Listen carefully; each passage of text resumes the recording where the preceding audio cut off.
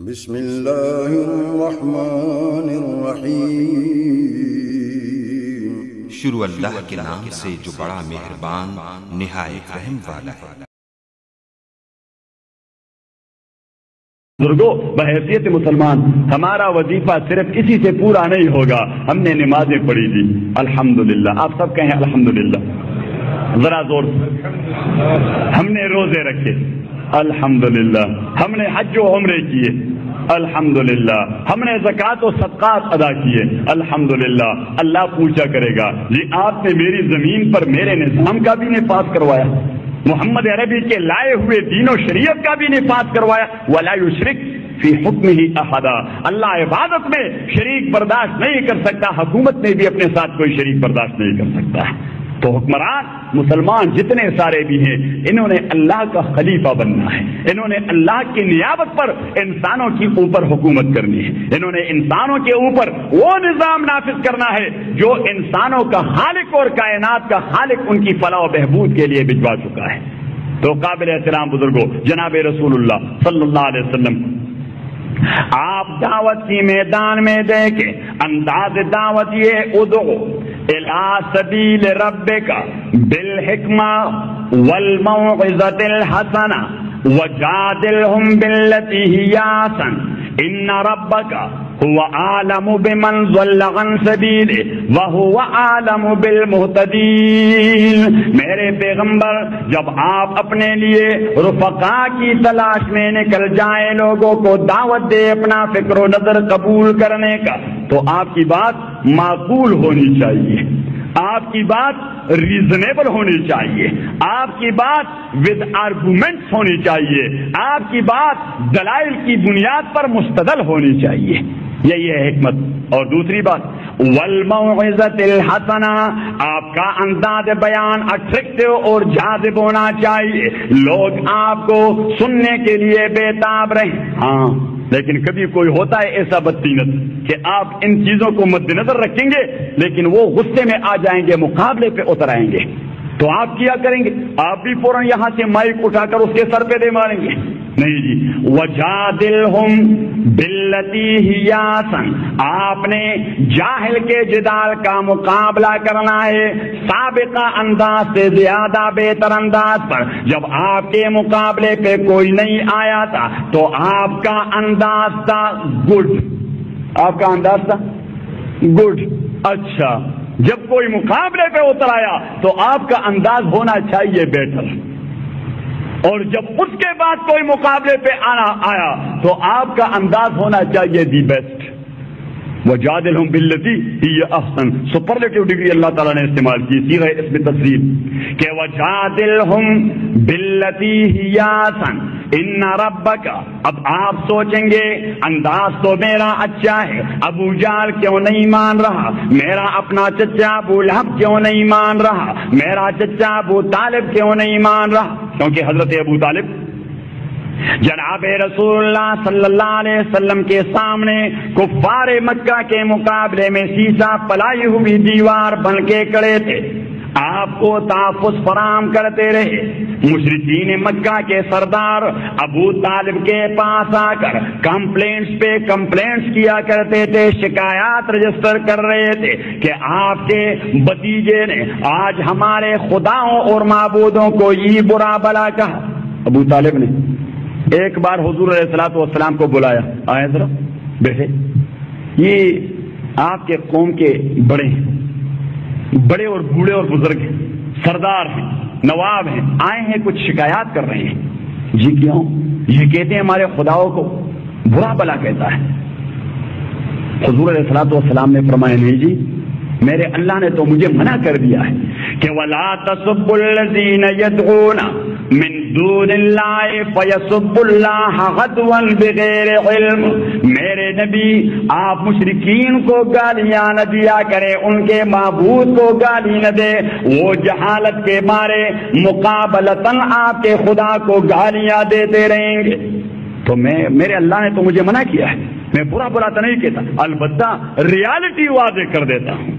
حقیقت کا کو آشکارا کرتا ہوں. کیسی حقیقت؟ جو میرے جد امجد حضرت ابراہیم علیہ السلام نے اپنے والد محترم کے سامنے آشکارا کر دی تھی. قرآن کریم نے فرمایا سیدنا ابراہیم اپنے باپ سے کہنے لگے کہ یا ابت لم تعبد ما لا يسمع ولا يبصر ولا يغني عنك شيئا. میرے ابو آپ عجیب آدمی ہیں، ایسے مورتیوں کے سامنے سجدہ ریز ہو رہے ہیں، ان سے مشکل کشائی کا تقاضا کر رہے ہیں، جو نہ تو آپ کی بات کو سنتے ہیں، نہ آپ کو دیکھ سکتے ہیں، نہ آپ کا دفاع کر سکتے ہیں. یا ابت انی قد جاءنی من العلم ما لم یاتک فاتبعنی اہدک صراطا سویا. میرے ابو آپ میرے اتباع کیجئے، میں آپ کو اللہ کے پاس پہنچاؤں گا. یا ابت لا تعبد الشیطان ان الشیطان کان للرحمن عصیا. آپ جو راستہ لیے ہوئے ہیں یہ شیطان والا راستہ ہے، شیطان والا راستہ نافرمانوں کا ہے، اور نافرمانوں کا انجام ایسی جہنم ہے کہ وہی تفور تکاد تمیز من الغیظ، کہ اس کی آگ وہ جلتی رہتی ہے. نار اللہ الموقدہ. اب ہر آگ کی یہ صفت ہوتی ہے کہ وہ جلتی رہتی ہے، لیکن دنیا والی آگ بجھ جاتی ہے، ایندھن ختم ہو جاتا ہے، ایندھن ختم. اللہ کریم نے اپنی جہنم کی توصیف یہ فرما دی کہ نار اللہ الموقدہ، وہ ایور لاسٹنگ برننگ ہے، ایک دم لمحے کے لیے بھی اس کی آگ بجھتی نہیں. اللہ تعالی ہم سب کو بچائے، آپ کہیں آمین. اللہ تعالی ہم سب کو بچائے، آپ کہیں آمین. حضرت امیر شریعت سید عطا اللہ شاہ بخاری رحمۃ اللہ علیہ سیکرٹری نے دعوت دی. امیر شریعت آج خالص سیرت کی موضوع پر بیان کریں گے. امیر شریعت جب اسٹیج پر آئے تو کہنے لگے مشکل بنا دیا خدا کے بندے نے، محمد کو صلی اللہ علیہ وسلم رتبے سے نیچے لے آؤں تب بھی عاقبت خراب ہونے کا خطرہ ہے، اور اپنے رتبے سے بلند کر کے خدا بنا دوں تب بھی عاقبت خراب اور خراب تر. فرمایا اگر سیاست پہ بات ہوتی، اگر سیاست پہ بات ہوتی تو ابھی کننگوں کو چند گالیاں دے دیتا، انگریز کی جیل میں چلا جاتا، پھانسی پر چڑھا دیا جاتا. جیل میں وقت گزارنا بخاری کے لیے کوئی معنی نہیں رکھتا، لیکن اللہ کے جہنم میں ایک سیکنڈ گزارنا بھی بخاری کے بس کی بات نہیں. تو قابل احترام بزرگوں، اللہ تعالی ہم سب کو جہنم کی آگ سے بچا دے. آپ ذرا زور سے کہیں آمین، کیونکہ مسئلہ بھی صرف آمین پر اٹکا ہوا ہے، آگے تو ہم جاتے نہیں، آمین سے ادھر ادھر جاتے نہیں، بس صرف آمین کے انتظار میں کہ خداوندہ ہمیں بچا دے، خداوندہ ہمیں بچا دے. جس طرح آدمی ہاتھ منہ باندھے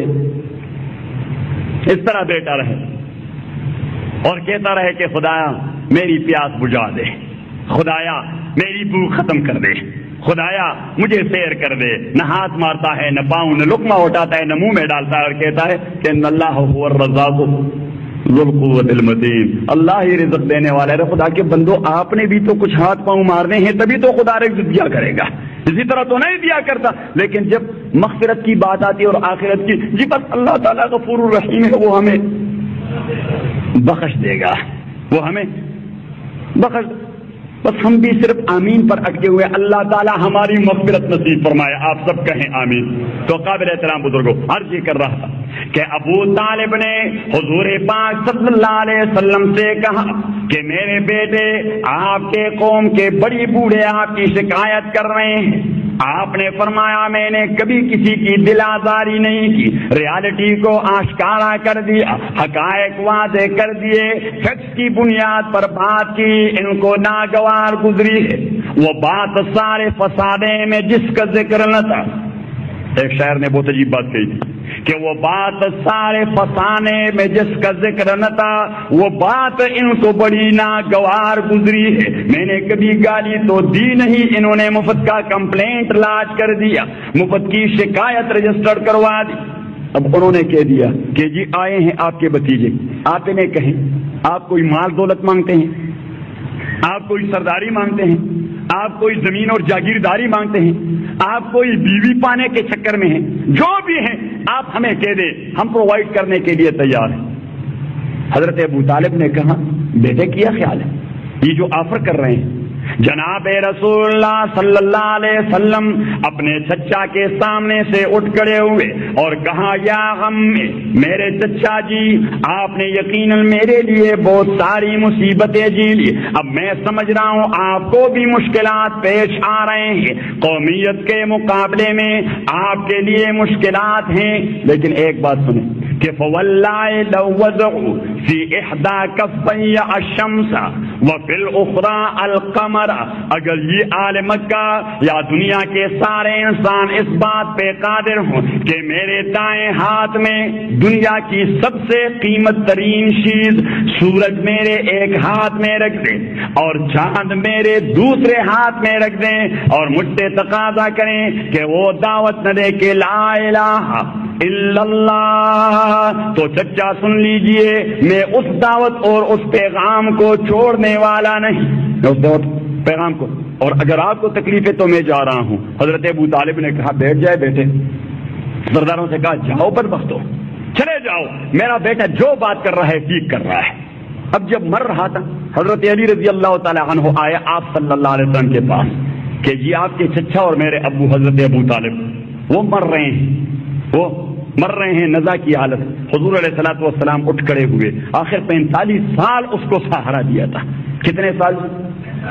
ذرا زور سے کتنے سال؟ 45 سال اس کو سہارا دیا تھا۔ جناب رسول اللہ صلی اللہ علیہ وسلم حضرت ابو طالب کے پاس آ کے بیٹھ گئے اور عرض کرنے لگے کہ میرے چچا کلی سے اذنی، میرے کان میں ایک بار کہہ دیجئے کہ لا الہ الا اللہ، کہ احتج بہا عند ربی، کہ اللہ کے دربار میں یہ پلی لے سکوں کہ میرے چچا وہ کلمہ پڑھ چکے تھے، مسلمان بن گئے تھے آخر عمر میں۔ اب ابو طالب نے کیا کہا، ابو طالب نے جواب دیا کہ وَلَقَدْ عَلِمْتُ بِأَنَّ دِينَ مُحَمَّدٍ، ڈاکٹر صاحب کہ وَلَقَدْ عَلِمْتُ بِأَنَّ دِينَ مُحَمَّدٍ مِنْ خَيْرِ أَدْيَانِ الْبَرِيَّةِ دِينًا لولا الملامة أو حذار مسبة لوجدتني سمحا بذاك مبينا فاصدع بأمرك لا تصبك غضاضة حتى أوسد في التراب دفينا، کہ مجھے یقین کامل ہے کہ آپ جو دین لائے ہیں یہ آسمانی اور الہی دین ہے، یہ تمام نظاموں سے بہترین نظام ہے، لیکن دیکھیے یہ عزیزداری کی جو ملامت ہے میں اسے برداشت نہیں کر سکتا۔ قیامت کے دن ابو جہل یہ تانا نہ دے کہ اللہ کی آگ سے ڈر کر آپ بھی آخری عمر میں کلمہ پڑھ چکے تھے، تو نہیں پڑھ سکتا میرے بیٹے، ورنہ یہ مجھے یقین کامل کہ آپ کا دین۔ تو اب حضور علیہ الصلوۃ والسلام نے کہا کہ او خداوندہ میرا اپنا چچا کیوں نہیں مان رہا، ابو لہب کیوں نہیں مان رہا، عمرو بن شام کیوں نہیں مان رہا، ولید بن مغیرہ کیوں نہیں مان رہا، عتبہ اور شیبہ کیوں نہیں مان رہا، عقبہ بن ابی معیط کیوں نہیں مان رہا، یہ کیا ہو رہا ہے؟ تو قرآن کریم نے فرمایا کہ ان ربک هو اعلم بمن ضل عن سبیلہ وهو اعلم بالمہتدین، یہ آپ کے اللہ کا وظیفہ ہے کسی کو رائے حق پر لے آئے اور کسی کو جہالت کی تاریکیوں کے حوالے کر دے، ضلالت اور گمراہی کے تاریکیوں کے حوالے کر دے۔ اگر اللہ نہ چاہے تو باپ بیٹے کو ہدایت ذرا زور سے نہیں دے سکتا، باپ بیٹے کو ہدایت، حضرت نوح علیہ السلام اپنے بیٹے کو ہدایت نہ دے سکے، ایمان نہ دے سکے، وَكَانَ فِي مَعْزِلٍ يَا بُنَيَّ ارْكَب مَّعَنَا وَلَا تَكُن مَّعَ الْكَافِرِينَ، وہ ایک جانب کھڑے تھے، باپ کشتی چلا رہا ہے، سیلاب شروع ہو چکا ہے، آسمان پانی برسا رہا ہے، زمین پانی نکال رہی ہے۔ حضرت نوح علیہ السلام نے بیٹے کو دیکھا، بیٹا ذرا جلدی سے کلمہ پڑھ کے کشتی میں سوار ہو جا، یا بنی ارکب معنا، ان گمراہوں کا ساتھ دینا چھوڑ دے۔ قال سآوی الی جبل یعصمنی من الماء، اس نے جواب دیا میرے ابو میں اس بڑے پہاڑ پہ چڑھ کر بیٹھ جاؤں گا کہ خدا میں قوت ہے تو وہاں پانی پہنچا دے، مجھے وہاں غرق کرا دے۔ میں نے پہاڑی پر چڑھنا ہے۔ قرآن کریم نے فرمایا کہ پہاڑوں پہ پانی کو چڑھنا ہی تھا، لیکن میں نے اس بدبخت کو چڑھنے نہیں دیا۔ وحال بینہما الموج فکان من المغرقین، اتنے میں پانی کا ایک بہت بڑا موج اور چپا آیا، اس بدبخت کو بہا کے لے گیا۔ آواز نکالی کہ یا ابتا، او میرے ابو، یا ابتا، او میرے ابو مجھے بچائیے۔ امیر شریعت نے بڑی عجیب بات کہی جناب ڈاکٹر صاحب کہ بدبخت غیر اللہ کو پکارنے کا عادی تھا، مصیبت کی گھڑی میں بھی غیر اللہ کو پکارا، نجات نہیں ملی۔ اگر اللہ کو پکارتا شاید بچ جاتے۔ حضرت نوح علیہ السلام نے آواز سنی، جی دل دکھا، بیٹا ڈوب رہا ہے، بیٹا ڈوب رہا ہے۔ فوراً عرض کرنے لگا کہ ان ابنی من آلی، خداوندا یہ میرا بیٹا ہے، یہ ڈوب رہا ہے۔ وَإِنَّ وَعْدَكَ الْحَقُّ، آپ نے وعدہ فرما دیا تھا، آپ نے وعدہ فرما دیا تھا کہ جب سیلاب آئے تو آپ کشتی میں سوار ہو جائے، وَأَهْلَكَ، اپنے اہل و عیال کو ساتھ سوار کر دے۔ تو ان ابنی من آلی، میرا بیٹا ڈوب رہا ہے، میرے اہل و عیال میں سے ہے۔ وَإِنَّ وَعْدَكَ الْحَقُّ، آپ کا وعدہ بھی سچا ہے۔ وَأَنْتَ أَحْكَمُ الْحَاكِمِينَ، آپ کے اوپر کوئی دوسرا ساورن اور سپریم بھی نہیں جس نے آپ سے وعدہ بدلوایا ہو۔ کوئی بیٹا کیوں ڈوب رہا ہے؟ تو اللہ کریم نے جواب دیا انہو لیس من آلک، یہ آپ کے اہل و عیال میں سے کنسیڈر نہیں، اسے کاؤنٹ نہ کیجئے اپنے اہل و عیال سے، یہ آپ کا فیملی ممبر نہیں ہو سکتا، یہ آپ کا فرد اسرہ نہیں ہو سکتا۔ جی میری بیوی نے جنم دیا ہے، میری آنگن میں کھیلا، میرے گھر میں پلا پولا،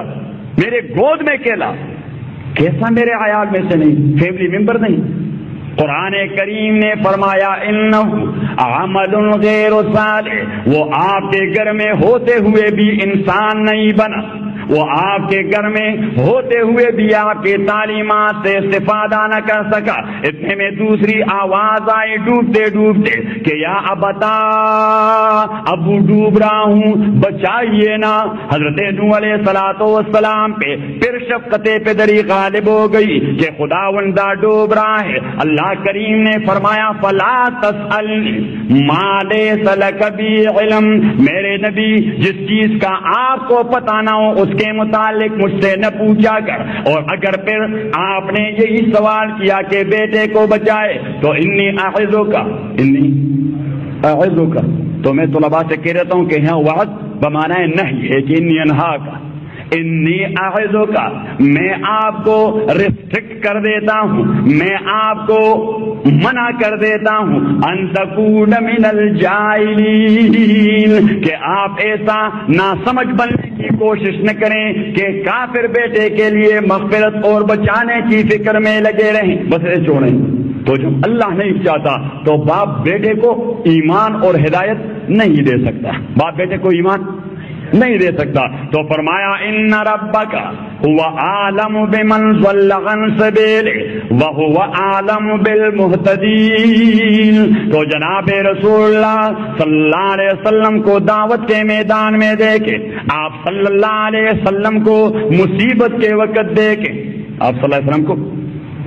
مصیبت کو کے وقت دے دے، بہت بڑی مصیبت کے وقت۔ طائف جا چکا ہے، دعوت دے رہا ہے، طائف کے گنڈے اور ناسمجھ لوگ آپ کو پتھر مار رہے ہیں، بدن لہو لہان ہو رہا ہے۔ ملک الجبال آ کے کہنے لگا اللہ کے نبی آپ چاہیں تو طائف والوں کو دو پہاڑوں کے درمیان اللہ کریم ہلاک کر دے گا۔ حضور پاک صلی اللہ علیہ وسلم نے ہاتھ اٹھائے کہ اللہم اہد قومی فإنہم لا یعلمون، خداوندہ ان جاہلوں کو ہدایت نصیب فرما دے، یہ سمجھتے نہیں کہ میں ان کی خیر کی بات کر رہا ہوں، ورنہ یہ مجھے پتھر نہ مارتے، مجھے سر پہ بٹھا لیتے۔ جاہل ہیں، نہ سمجھ، انہیں سمجھ آتا کر۔ تو آپ وہاں دیکھے اسے کہ مصیبت کے حالت میں میرے نبی صلی اللہ علیہ وسلم کا وسیلہ کیا رہا، اور آپ صلی اللہ علیہ وسلم کو ایک سپاہی کے انداز میں لڑتے دیکھے،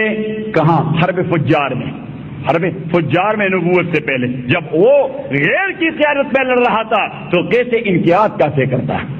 اپنے کمانڈر کے پیچھے کیسے لگا ہوا تھا، اور آپ صلی اللہ علیہ وسلم کو بحیثیت سربراہ مملکت کے دیکھے کہ کس انداز سے مملکت کو چلا رہا ہے، کس انداز مملکت کو چلا رہا ہے۔ میں گیا تھا برطانیہ،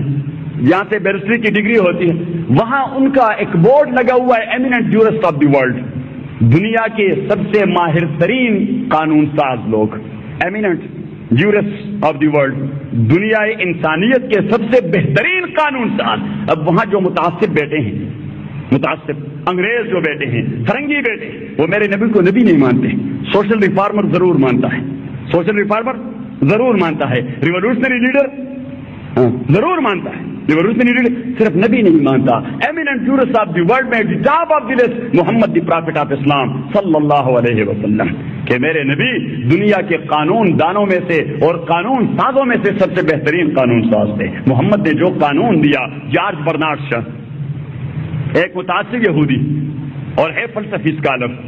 اس نے عجیب بات لکھی ہے کہ انسانیت کی بنیاد پر پوری دنیا ایک ریاست بنے، اور اس ریاست کو عرب عجم کو، مشرقی مغربی کو، شمالی جنوبی کو، کالے گورے کو، مسلمان غیر مسلم کو، ان تمام کو کس نظام کے تحت ایسا چلایا جائے جہاں امن سکون ہو، جہاں خون خرابہ نہ ہو، تو برنارڈ شاہ اپنی چندہ تعصب کے باوجود اقرار کیے بغیر نہیں رہ سکتا۔ وہ کہتا ہے وہ نظام صرف محمد عربی کا نظام ہو سکتا ہے، جو دنیا کو انسانیت بتلا دیتا ہے، جو دنیا کو انسانیت کا درس دیا کرتا ہے۔ لیکن بدبختی مسلمانوں کی یہ ہے کہ ہم اپنے محمد صلی اللہ علیہ وسلم کے فکر و نظام سے واقف نہیں، بس صرف یہ جانتے ہیں جی وہ ہمارے محبوب تھے صلی اللہ علیہ وسلم، وہ ہمارے محبوب تھے صلی اللہ علیہ وسلم، یہ بھی کافی ہے، اللہ تعالیٰ اسے مغفرت کا ذریعہ بنا دے، کیونکہ وہ حدیث میں آیا ہے کہ جناب رسول اللہ صلی اللہ علیہ وسلم کے پاس ایک صحابی آئے، عرض کرنے لگے متی الساعہ، اللہ کے نبی قیامت کب آئے گی؟ قیامت ذرا زور دے، قیامت کب آئے گی؟ آپ صلی اللہ علیہ وسلم نے پوچھا وما عادت لہا، آپ نے قیامت کے لیے کیا تیاری کی ہوئی ہے؟ وہ تو امتحان ہے یا ریزلٹ اور نتیجہ ہے، آپ نے پرچے میں کیا کچھ لکھا ہے، آپ نے لیبارٹری میں کیا پریکٹس کیا ہوا ہے، جو نتیجے کی ٹو میں لگے ہوئے، نتیجے کیا پوچھ رہے ہیں؟ پریکٹیکل کا پرچہ کیسے کیا، تھیوری کا پرچہ کیسے کیا، جو نتیجے کا، کیونکہ جو اسٹوڈنٹ پرچے میں کچھ نہیں لکھ پاتا وہ کبھی نتیجے کی تاریخ کا بھی کسی نہیں پوچھتا، کیونکہ اسے اپنا انجام معلوم ہوتا ہے کہ انجام یہی ہوگا کہ مجھے 0 نمبر مل گئے ہوں گے، مجھے 0 نمبر مل گئے ہوں گے۔ حضور پاک نے بھی پوچھا کہ آپ نے اس امتحان کے لیے یا ریزلٹ کے لیے کیا کچھ کیا ہے؟ صحابی نے جواب دیا ما عادت لہا من کثیر صلاۃ ولا صوم ولا صدقہ، میں نے زیادہ نفلی نمازیں نہیں پڑھی، نفلی روزے نہیں رکھے، زیادہ صدقات نہیں دیے، ہاں میرے پاس ایک جواب اور ایک عمل ہے، الا انی احب اللہ ورسولہ، میں اللہ کو محبوب مانتا ہوں، اللہ کو محبوب جانتا ہوں، اللہ میرا محبوب ہے اور رسول پاک میرا محبوب ہے۔ تو حضور پاک نے فرمایا کہ پھر تو آپ بشارت قبول کر لیجئے، المرء مع من احبہ، آدمی قیامت کے دن ان کے پاس رہے گا جس کے ساتھ دنیا میں اس کی محبت ہو۔ تو اللہ تعالی ہمیں اللہ اور رسول کی محبت نصیب فرمائے، آپ سب کہیں آمین، آپ سب کہیں آمین۔ تو میں نے اپنی تقریر کے ابتدا میں چند آیات تو تبرکن پڑھی، لیکن ابتدائی 2 آیات موضوع کے اعتبار سے پڑھی تھی۔ ایک کہ جب آپ صلی اللہ علیہ وسلم نے دعوت دی توحید والی کہ لا الہ الا اللہ، لا الہ، ذرا زور سے، لا الہ، ابو لہب نے پتھر اٹھایا، آپ صلی اللہ علیہ وسلم پہ پتھر پھینکا، حالانکہ آپ کی دعوت میں ابو لہب کی عزت کو نہیں چیلنج کیا گیا تھا، آپ کی دعوت نے ابو لہب کی عزت کو چیلنج نہیں کیا، آپ کی دعوت میں کسی کو گالی دینے کا تصور نہیں تھا، لیکن اہل لسان ہونے کے اساس پر ابو لہب جانتا تھا، ابو جہل جانتا تھا، ابن مغیرہ جانتا تھا، عتبہ اور ابن ابی معیط جانتا تھا، فلان اور فلان جانتا تھا، حارث ابن عامر اور نظر جانتا تھا کہ یہ جو دعوت دے رہا ہے لا الہ الا اللہ، ہم اپنے قبیلوں کے اپنے خطوں میں خدا بن بیٹھے ہیں، حکمران بن بیٹھے ہیں، آقا و مالک بن بیٹھے ہیں، ایک خدا کی الوہیت کا تصور کر یہ ہمارے پاؤں پہ کلاڑا مار رہا ہے، ہماری چودراہٹ پر نہیں رہے گی، ہماری چودراہٹ تو حضور علیہ الصلوۃ والسلام کے مقابلے پر اتر آئے، آپ صلی اللہ علیہ وسلم کا مقابلہ کرنے اور کیا کہا، جی یہ دیوانہ ہو چکا ہے، یہ محمد صلی اللہ علیہ وسلم یہ ذرا زور سے دیوانہ ہو چکا ہے، یہ قرآن کریم نے فرمایا کذالک ما اتى الذين من قبلهم من رسول الا قالوا ساحر او مجنون، اللہ کریم نے فرمایا میرے نبی خفا نہ ہو، میرے نبی آزردہ خاطر اور کبیدہ خاطر نہ بنو، جب بھی نبی آیا ہے اور چودھریوں کے چودراہٹ پہ ضرب کاری لگائی ہے، اللہ کی الوہیت اور حاکمیت کا تصور دیا ہے، تو وہاں چودھریوں کا رد عمل اور ریئیکشن یہی تھا کہ یہ جادوگر ہے، اس کی بات کو نہ مانے، یہ دیوانہ ہے، اس کا عقل معوف ہو چکا ہے۔ قرآن کریم نے فرمایا اتواصوا بہ، کیا ان پہلے لوگوں نے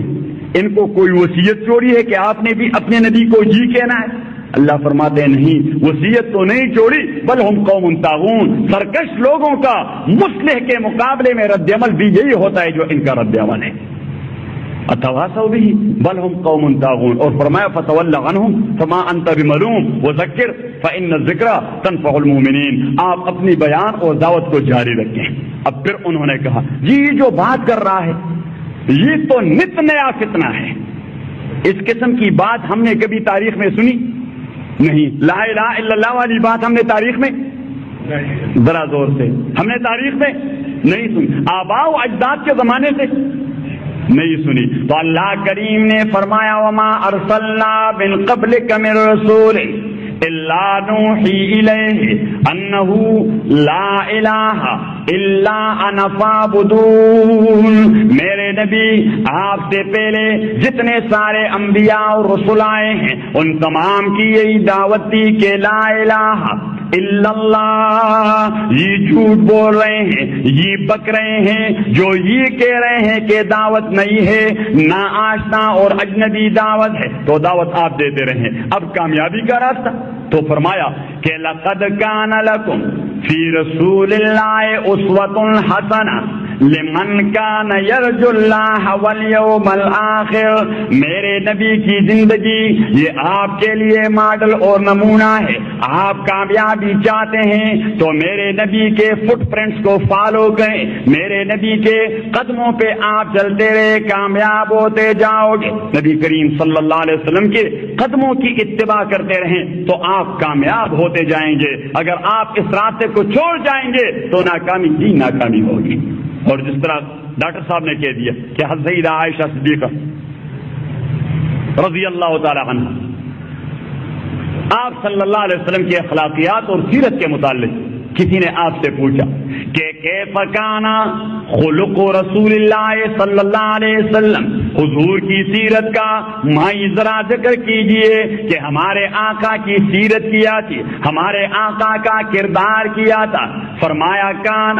خلقہ القرآن، میرے آقا کا کردار قرآن کریم کا عملی نمونہ تھا، قرآن کریم جو کچھ کہتا ہے اسی کی جھلک میرے آقا صلی اللہ علیہ وسلم کی زندگی میں آپ کو نظر آئے گی۔ قرآن کریم کا جو پیغام ہے حضور پاک صلی اللہ علیہ وسلم نے عملاً وہ اپنایا تھا، اور چونکہ آپ صلی اللہ علیہ وسلم اللہ کی کتاب کے پریکٹیکل تھے، اللہ کی کتاب کے پریکٹیکل تھے، اللہ کی کتاب کا عملی نمونہ تھے، تو اللہ کریم نے آپ کی محبوبیت کا ذکر یوں فرمایا کہ انہو یراک حین تقوم، انہو یراک حین تقوم، میری کتاب کے اتباع کے اساس پر، میرے فرمان کے اتباع کے اساس پر، میرے احکام کی عملیت کی بنیاد پر آپ میرے اتنے محبوب ٹھہرے ہیں کہ انہو یراک، اللہ آپ کو دیکھتا رہتا ہے، حین تقوم، جب آپ حرکت کرتے ہیں تو اللہ کی نظریں آپ کی ذات پر جمی رہتی ہیں۔ اور فرمایا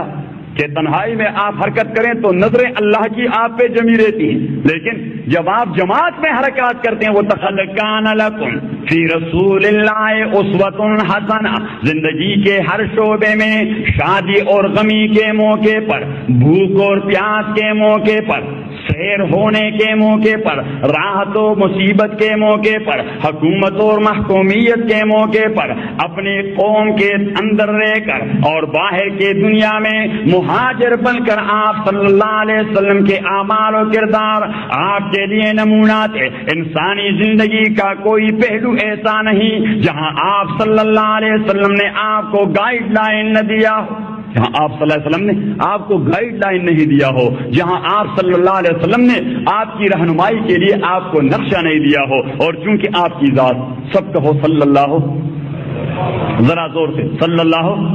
علیہ وسلم، چونکہ آپ کی ذات اور آپ کے حرکات امت کے لیے شریعت تھے اور واجب العمل تھے، تو صحابہ کی جماعت لگی رہی، صحابہ کی جماعت لگی رہی، آپ کے حرکات کو نوٹ کرتے رہے، آپ کے حرکات کو ازبر کرتے رہے، آپ کے سکنات کو ازبر کرتے رہے، آپ کے اقوال کو ازبر کرتے رہے، حتیٰ کہ آپ صلی اللہ علیہ وسلم کے ہونٹوں نے حرکت کی۔ تو وہاں ابن عباس رضی اللہ تعالی عنہ نے اسی موقع کا تذکرہ کرتے ہوئے فرمایا وحرک شفتیہ، کہ میرے آقا نے اس موقع پر اپنے ہونٹوں اور لبوں کو اس طرح حرکت کی، اس طرح حرکت کی۔ اب ہمارے اساتذہ کرام جب ہمیں یہ حدیث پڑھا رہے ہیں تو یہاں پہ آپ پہنچے تو کہنے لگے حضرت شیخ الحدیث مولانا عبدالحق رحمہ اللہ کہ ہمارے شیخ حضرت مدنی رحمۃ اللہ علیہ نے اس طرح اپنے لبوں کی حرکت کی، اور فرمانے لگا کہ حضرت شیخ الہند نے یہ حدیث پڑھاتے ہوئے اس طرح لبوں کو حرکت دی۔ تو بیٹا دیکھیے حضور نے اس طرح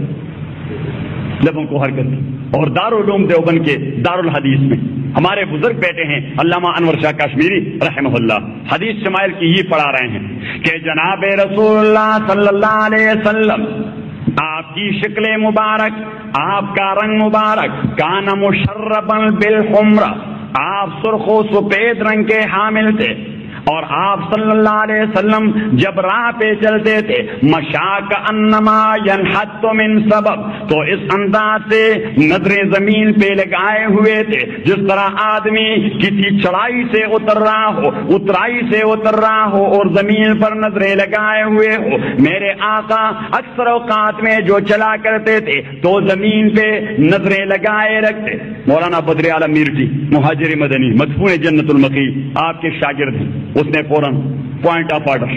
نقطہ اعتراض یا سوال پر کہا کہ حضرت بات حضور کے رفتار کی ہو رہی ہے، ہم گفتار سے کیسے سمجھ سکتے ہیں کہ ہمارے آقا کیسے چلا کرتے تھے؟ علامہ کشمیری نے کہا بیٹا اچھا کیا آپ نے، بیٹا اچھا کیا آپ نے مجھے اپنے استاد حضرت شیخ الہند کی ایک پریکٹس یاد دلائی۔ جب آپ نے ہمیں یہ حدیث پڑھائی تو فوراً مستند حدیث سے اٹھے اور کہنے لگے دیکھیے حدیث میں جو نقشہ انس بن مالک نے پیش کیا ہے تو وہ نقشہ یہ ہے کہ رسول کریم صلی اللہ علیہ وسلم اس انداز سے چلا کرتے تھے۔ تو فوراً دارالحدیث دیوبند میں وہ چلنے لگے کہ میرے آقا جب راہ چلتے تھے تو اس انداز سے چلا کرتے تھے۔ تو حضرات صحابہ نے کچھ 7 لاکھ کے اوپر احادیث جمع کر کے پیغمبر علیہ الصلوۃ والسلام کی ساری عملی زندگی وہ ہمارے سامنے رکھ دی۔ اور ایک اعتراض کیا جاتا ہے جناب ڈاکٹر صاحب کہ مسلمانوں کے لیے زیادہ سے زیادہ 4 شادیوں کی اجازت ہے کہ ایک وقت میں وہ 4 شادیاں اور 4 بیویاں رکھ سکتے ہیں، تو اب پیغمبر علیہ الصلوۃ والسلام نے ایک وقت میں 10 بیویاں کیوں رکھی؟ مجموعی طور پر آپ صلی اللہ علیہ وسلم 11 شادیاں کر چکے تھے، لیکن حضرت خدیجہ کے ہوتے ہوئے آپ نے دوسری شادی نہیں کی۔ حضرت خدیجہ الکبریٰ کے ہوتے ہوئے آپ نے دوسری شادی،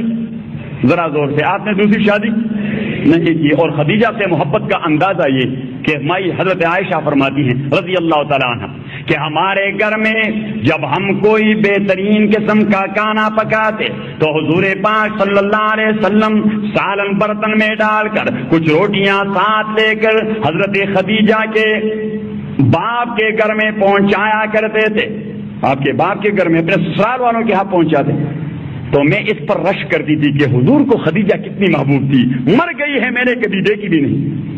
یعنی وہ مر گئی تھی اس زمانے جب حضرت عائشہ رضی اللہ تعالیٰ عنہ بھی پیدا نہیں ہوئی تھی، لیکن وہ کہتی ہیں کہ میرے گھر سے سالن اور روٹی لے کر حضرت خدیجہ کے گھر لے جایا کرتی تھی۔ تو میں نے عرض کیا کہ یا رسول اللہ، حضرت خدیجہ کے ساتھ محبت کا انداز کے ساتھ تاکہ میں بھی وہ انداز اپنا سکوں۔ حضور پاک نے فرمایا ابنت الصدیق، ابو بکر کی بیٹی خدیجہ ایسی عورت تھی کہ آوتنی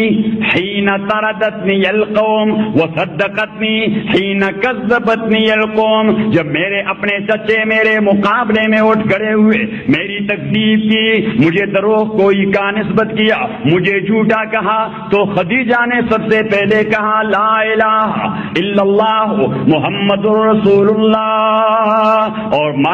مائی عائشہ سے آپ صلی اللہ علیہ وسلم نے کہا کہ میرے قوم والے مجھے دھتکار دے رہے، مجھے رد کرتے رہے، خدیجہ نے مجھے اپنی گود میں جگہ دی، اور مکہ معظمہ کی سب سے مالدار ترین عورت اپنا سارا مال لے کر حضور کے قدموں میں آپ نے ڈال دی کہ آقا جب میں آپ کی بیوی تو میرا سارا مال یہ آپ کے اختیار میں، اور آپ صلی اللہ علیہ وسلم نے اتنی بے جگری سے وہ مال صرف کیا، اپنے رفقا کے درمیان خدیجہ نے کبھی اف تک نہیں کیا۔ تو حضرت خدیجہ کے ہوتے ہوئے حضور علیہ الصلوۃ والسلام نے دوسری شادی نہیں کی، لیکن 10 شادیاں تو ایک ساتھ تھیں۔ تو معترضین اعتراض کرتے ہیں کہ اس کا معنی تو یہ ہے کہ حضور علیہ الصلوۃ والسلام معاذ اللہ وہ خاکم بدہن کچھ رنگیلا پن کے حامل تھے، کچھ شادیوں کے شوقین تھے۔ تو محدثین نے اللہ تعالیٰ ان کے مقابر کو منور بنا دے، عجیب جوابات دیے ہیں۔ ایک جواب سب سے بہترین ہے کہ بھائی یہ صرف حضور کی بیویاں نہیں تھیں، حضور علیہ الصلوۃ والسلام کو اپنے گھر سے باہر، حضور علیہ السلام کو اپنے گھر سے باہر ہزاروں صحابہ کی جماعت ملی ہوئی تھی، حضور کے حرکات کو محفوظ کرتے رہے، لیکن حضور کے گھر کی چار دیواری کی اندر والی زندگی بھی تو شریعت تھی، انہیں بھی امت کے پاس پہنچانا تھا۔ تو اللہ کریم نے کہا کہ آپ نے یہاں اپنی بیویوں کا ایک کلاس اور ایک جماعت بنانی ہے، تو آپ حدیث کی کتاب اٹھائیں، ہر سطح پر آپ کو مائی عائشہ صدیقہ، حضرت حفصہ، حضرت ام سلمہ، زینب بنت جاش یا کسی دوسری ام المومنین رضی اللہ تعالی عنہا کے نقل پر آپ کو حدیث ملے گی کہ گھر میں ایک بار ایسا تھا حضور نے ایسا کیا، گھر میں ایک بار ایسا تھا حضور نے ایسا کیا، گھر میں ایک بار حضور آئے تو آپ نے یہ انداز اپنایا۔ تو میں عرض یہ کر رہا تھا کہ آپ صلی اللہ علیہ وسلم کے حرکات و سکنات امت کے لیے شریعت ہیں، لہذا صحابہ کرام نے اسے محفوظ کر دیا اور عملی نمونہ وہ امت کے سامنے پیش کر دیا۔ دل تو چاہتا ہے کہ آپ کو مزید دکھا دوں، لیکن چونکہ آپ بھی کل صبح ڈیوٹی پر جانے والے ہیں، اور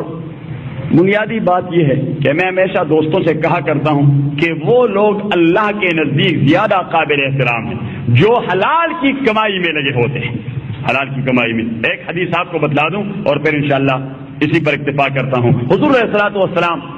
مسجد میں تشریف فرماتے، صحابہ کی جماعت بھی ساتھ، ایک صحابی آئے اور ابھی کھیتی باڑی سے فارغ ہو کے یہاں تشریف لائے تھے، کدال چلاتے، بیلچا چلاتے، کوئی دوسری قسم کا اوزار چلاتے، اس کے ہاتھ سخت ہو گئے تھے، اس پہ چھالے پڑے تھے،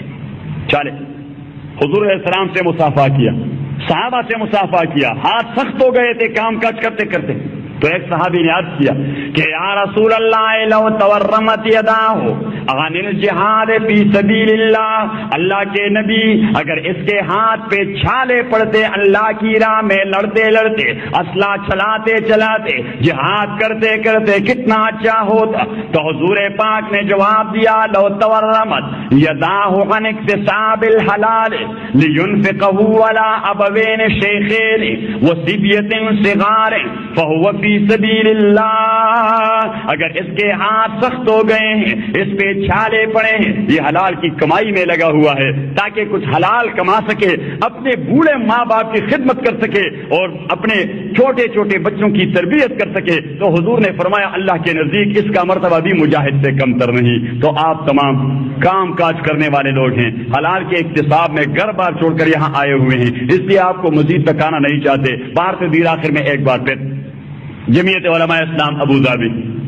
اور مرکز پاکستان اور فلاحی تنظیم اور آپ سب مسلمانوں اور دوستوں کا شکریہ ادا کرتے ہیں تہ دل سے کہ آپ لوگوں نے ہمیں اس قابل سمجھا کہ ہمیں یہاں دعوت دی کہ دین کے اساس پر اور سیرت النبی کے عنوان پر آپ سے بات ہو سکے، اور میرا تو دل خوش ہو گیا۔ ابھی میں ڈاکٹر صاحب سے کہہ رہا تھا کہ یہ ملکی ترانہ ہم ہر جگہ سنتے رہتے ہیں، روزانہ ٹی وی پر آ جاتا ہے، ریڈیو پر آ جاتا ہے، ادھر ادھر اسکول میں لوگ وہ ترانہ پڑھتے رہتے ہیں جی، لیکن میں نے ڈاکٹر صاحب سے کہا کہ ایک بار سرکاری ڈیلیگیشن میں ہیڈ آف دی گورنمنٹ کے ساتھ باہر جانے کا اتفاق ہوا، تو وہاں اس غیر ملکی ایئرپورٹ پر جب ہمارے ملک کا ترانہ بج رہا تھا، خدا کی قسم میرے رونگٹے کھڑے ہو رہے تھے۔ میں نے کہا کہ اس وقت جب ملکی ترانے نے جو لذت مجھے دی، کبھی عمر بھر ترانے نے وہ لذت مجھے نہیں دی۔ میں نے کہا یہ جھنڈا جو یہاں پاکستان مرکز پہ لگا ہوا ہے یا ایمبیسی پہ لگا ہوتا ہے، یہ جھنڈا ہم سینکڑوں کی تعداد میں روزانہ پاکستان میں دیکھتے رہتے ہیں، کوئی توجہ ہی نہیں رہتی، لیکن بیرون ملک آ کر اپنے ملک کا جھنڈا دیکھ لیتے ہیں تو ایمان کھلکھلا اٹھتا ہے۔ تو خداوندہ ہمارے ملک پاکستان کو داخلی اور خارجی فتنوں سے محفوظ فرما، اور خداوند کریم اللہ تعالیٰ ان تمام دوستوں کا بھلا کر دے۔ تو میں اپنی تقریر کی دعا کرتا ہوں، کیونکہ فنکشن کی دعا یہ تو اسٹیٹ سیکرٹری کے مرضی کے مطابق یا آپ کے مجوزہ پروگرام کے مطابق کوئی بڑا بزرگ کرے گا، لیکن میں اپنی تقریر کی دعا کرتا ہوں الحمدللہ رب العالمین والصلاة والسلام علی اشرف الانبیاء والمرسلین محمد وآلہ وصحبہ اجمعین۔ اللهم ربنا وفقنا لما تحب وترضاه، اللهم ربنا احسن عاقبتنا في الامور كلها واجرنا من خزي الدنيا وعذاب الاخرة، اللهم ربنا انك عفو كريم تحب العفو فاعف عنا، لا اله الا الله الحليم الكريم، سبحان الله رب العرش العظيم، الحمد لله رب العالمين، نسألك موجبات رحمتك وعزائم مغفرتك والغنيمة من كل بر والسلامة من كل إثم، لا تدع لنا ذنبا الا غفرته ولا هما الا فرجته ولا حاجة من حوائج الدنيا والآخرة الا قضيتها۔ خداوندہ جن دوستوں نے اور جن تنظیموں نے جمعیت علماء اسلام پاکستان مرکز اور فلاحی تنظیم اور آپ سب مسلمان جو یہاں رہ رہے ہیں ابو ظبی کی اس اسلامی ریاست میں، خداوندہ ان دوستوں نے سیرت النبی کے عنوان سے جس محفل کا انعقاد کیا ہے، خداوندہ آپ کی مرضی اور خوشنودی حاصل کرنے کے لیے کیا ہے، اللہ تعالیٰ ان تمام سے راضی ہو جا، اور جب اللہ راضی ہو جاتا ہے تو پھر کوئی فکر باقی نہیں رہتی۔ من کان للہ کان اللہ لہ، آپ نے اللہ کے لیے کیا ہے، ہم اللہ سے مانگے کہ خدایا تو ہمارا بن، خدایا تو ہمارا بن، خدایا تو ہمارا بن اور ہمیں اپنا بنا دے، خدایا ہمیں اپنا بنا دے، خدایا ہمیں اپنا بنا دے۔ خداوندہ ان تمام دوستوں کے مال حال اور حیال میں برکت نصیب فرما، خداوندہ ہمیں ہادی اور مہدی بنا دے، خداوندہ ہمیں ہادی اور مہدی بنا دے، خداوندہ ہمیں ہادی اور مہدی بنا دے، خداوندہ جملہ امت مسلمہ کو اتفاق و وحدت نصیب فرما، جملہ امت مسلمہ کو اتفاق و وحدت نصیب فرما۔ آپ نے وسائل سے مسلمان ملت کو مالا مال فرمایا ہے، خداوندہ ان کو اپنے وسائل سے کما حقہ استفادہ کرنے کی توفیق نصیب فرما، تاکہ یہ غیر کے دستنگر نہ رہے، تاکہ یہ غیر کے گداگر نہ رہیں، تاکہ یہ غیر کے غلام نہ رہیں۔ خداوندہ ہمارے ملک پاکستان کو داخلی اور خارجی فتنوں سے محفوظ فرما، پوری امت اسلامیہ کو داخلی اور خارجی فتنوں سے محفوظ فرما۔ خداوندہ دنیا کے جس خطے میں مسلمان مظلومیت کی زندگی بسر کر رہے ہیں، خداوندہ ان کو ظالموں سے نجات دلا دے، خداوندہ ان کو ظالموں سے نجات دلا دے، خداوندہ ان کو ظالموں سے نجات دلا دے۔ خداوندہ مسلمانان کشمیر جو اپنی آزادی کی جنگ لڑ رہے ہیں، خداوندہ تو اس کا حامی و ناصر بن، خداوندہ تو اس کا حامی و ناصر بن، خداوندہ تو ان کا حامی و ناصر بن۔ خداوندہ بوسنیا اور چیچنیا کے مسلمان جو ظالم کے ظلم کی چکی میں پس رہے ہیں اور ان کو اس جرم کی سزا دی جا رہی ہے ان یقولوا آمنا باللہ، کہ ان کی صرف ایک جرم ہے کہ ہم ایمان رکھتے ہیں اللہ کریم پر، خداوندہ وہ آپ کے نام پہ کھٹ بھر رہے ہیں۔ اللہ کریم آپ نے ان کا بہت بڑا امتحان لے لیا، ہم مسلمان کمزور ہے، ہمارا مزید امتحان نہ لے، اپنے دشمنوں کے لیے ہمارے سامنے تو ڈال بن اور ہمارے لیے آپ ہی کفایت فرما، مسلمانوں کے لیے آپ ہی کفایت فرما۔ خداوندہ فلسطین کے مسلمانوں پہ رحم فرما، خداوندہ فلسطین کے مسلمانوں پہ رحم فرما۔ خداوندہ یہ امارات اور یہ عرب ریاستیں جو امن سکون کی زندگی بسر کر رہے ہیں اپنے حکمرانوں کے عادلانہ نظام کے اساس پر، خداوندہ انہیں مزید امن سکون نصیب فرما، خداوندہ انہیں مزید امن سکون نصیب فرما۔ خداوندہ ہمارے جن دوستوں کی یہاں رزق لگی ہوئی ہے، رزق کے اسباب یہاں ان کے ہیں، خداوندہ ان کے اسباب میں مزید ترقی فرما، خداوندہ ان کے اسباب میں مزید ترقی نصیب فرما۔ خداوندہ جو دوست یہاں سے واپس جانے کا ارادہ رکھتے ہیں اور یہ جگہ چھوڑنے کی کوشش میں ہیں، خداوندہ ان کے لیے اپنے ملک میں اسباب رزق عطا فرما، خداوندہ ان کو اپنے ملک میں اسباب رزق عطا فرما۔ خداوندہ ہمارے حاجات کیا ہیں ہمارے مشکلات کیا ہے یا کیا کچھ ہو سکتے ہیں مستقبل میں ہمیں پتہ نہیں، لیکن سب کچھ آپ کے علم میں ہے۔ آپ اپنے علم کے مطابق ہماری مشکل کشائی فرما، آپ اپنے علم کے مطابق ہماری حاجت روائی فرما، آپ اپنے علم کے مطابق ہماری مقصد براری فرما۔ خداوندہ ہمارے جتنے سارے ظاہری اور باطنی امراض ہیں تو اس کا اور شافی معالج بن، تو اس کا شافی اور معالج بن، تو اس کا شافی اور معالج بن۔ خداوندہ ان تمام دوستوں اور ہمارے غائب اور غیر حاضر دوستوں کے گھروں میں جو بھی بیمار ہے خداوندہ ان کو شفائے کاملہ نصیب فرما، خداوندہ ان کو شفائے کاملہ نصیب فرما۔ ہمارے جتنے قریب و بعید کے احباب اور اقربا وفات پا چکے ہیں خداوندہ ان کو مغفرت نصیب فرما، خداوندہ ان کی مغفرت نصیب فرما، خداوندہ ان کی مغفرت نصیب فرما۔ وصلی اللہ تعالی علی خیر خلقہ محمد و آلہ و اصحابہ اجمعین برحمتک یا ارحم الراحمین۔